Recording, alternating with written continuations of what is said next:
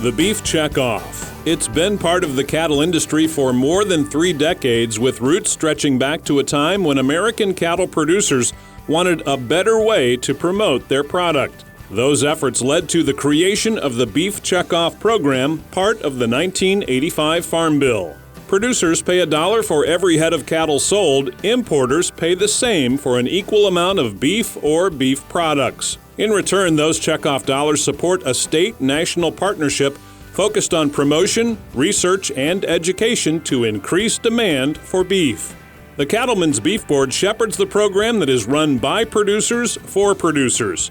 In fact, of the current board members, 93% are producers from around the country. The rest are importers who pay into the program. It's all pretty straightforward, but misinformation remains, so let's clear the confusion about your Beef Checkoff. I'm familiar with the term Beef Checkoff, but I'm not really sure how the whole thing works, or if it really represents my best interests as a cattle producer. The Checkoff is the beef industry's group effort to drive demand and keep beef at the center of consumers' breakfast, lunch, and dinner plates.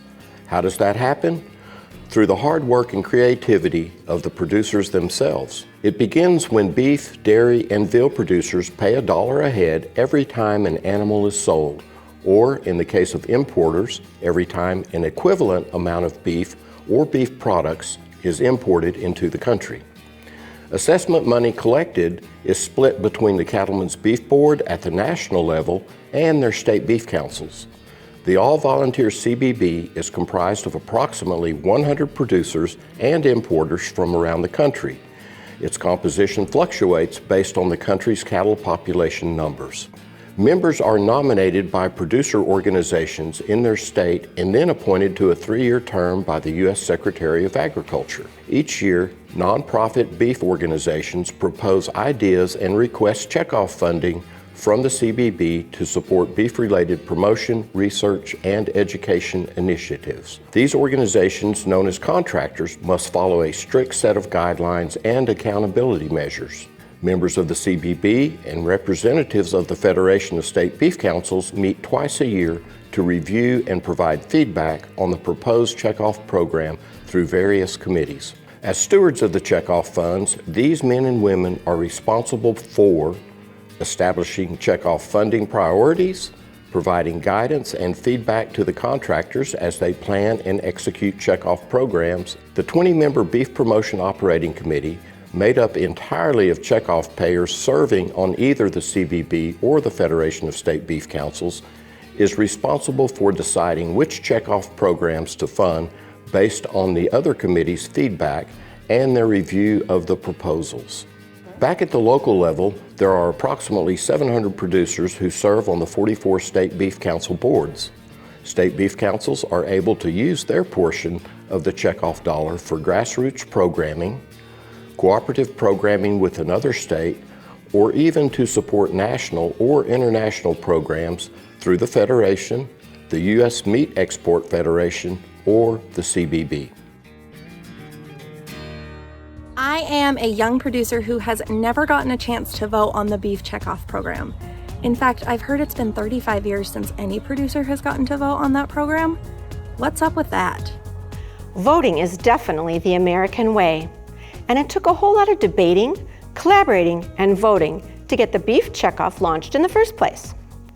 Cattle producers started laying the groundwork for the checkoff back in the 1970s.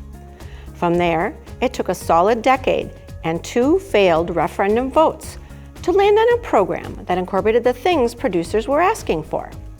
That it was grassroots and producer-controlled, wasn't a new bureaucracy, had state and national coordination, was simple to administer, and it required participation to prevent some from getting a free ride, and it had to work. Finally, in 1985, the country's Farm Bill gave birth to the Beef Promotion and Research Act, the Beef Checkoff. That last requirement, that it had to work, was put to the test in 1988, and about 2 years after the start of the Beef Checkoff, producers had the chance to vote on whether or not it should continue. An impressive 79% gave it a thumbs up. The act itself states that it's the cattle producers who control whether or not there is a beef checkoff. That power has been there throughout the program's entire 35-year history. A referendum vote to end the checkoff can be called anytime the signatures are collected of at least 10% of the country's eligible producers. As a matter of fact, in 1998, some producers did that very thing.